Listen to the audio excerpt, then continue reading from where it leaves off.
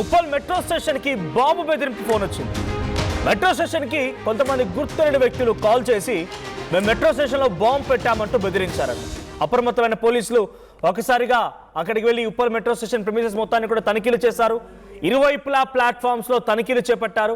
అక్కడ ఉన్నటువంటి ప్రయాణికులను కూడా క్షుణ్ణంగా పరిశీలించారు. సెక్యూరిటీ అలర్ట్ చేశారు. బాంబ్ స్క్వాడ్ రంగంలోకి దిగింది, డాగ్ స్క్వాడ్ రంగంలోకి దిగింది.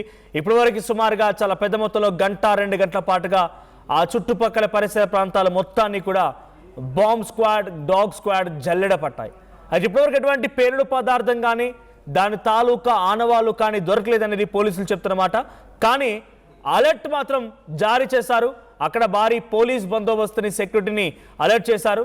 సో ఇదంతా కూడా ఒక బెదిరింపు కాలుగానే చూడాలా, లేదు నిజంగానే పెట్టారన్న కోణంలో ఇంకా ఆ ఫోన్ చేసింది ఎవరు ఏనిదనే దానిపైన ప్రస్తుతానికి పోలీసులు ఇన్వెస్టిగేషన్ చేస్తున్నారు.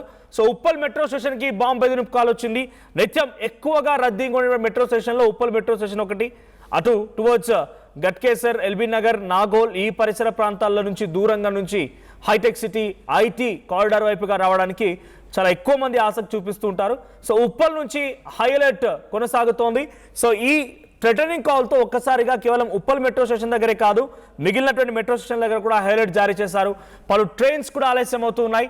ఇటు రెండు వైపులుగా అటు నాగోల్, ఎల్బీ నగర్ నుంచి కూకట్పల్లి, మియాపూర్ వెళ్ళేటువంటి ట్రైన్స్ కానివ్వండి, ఇటు ఉప్పల్, నాగోల్ నుంచి రాయదుర్గ్ వెళ్ళేటువంటి ఇదో లైన్, 2 లైన్స్ కూడా ఇప్పుడు అంతరాయం ఏర్పడింది. ఇప్పుడు కొంత మెట్రో స్టేషన్లో భారీగా రద్దీ కనబడుతోంది.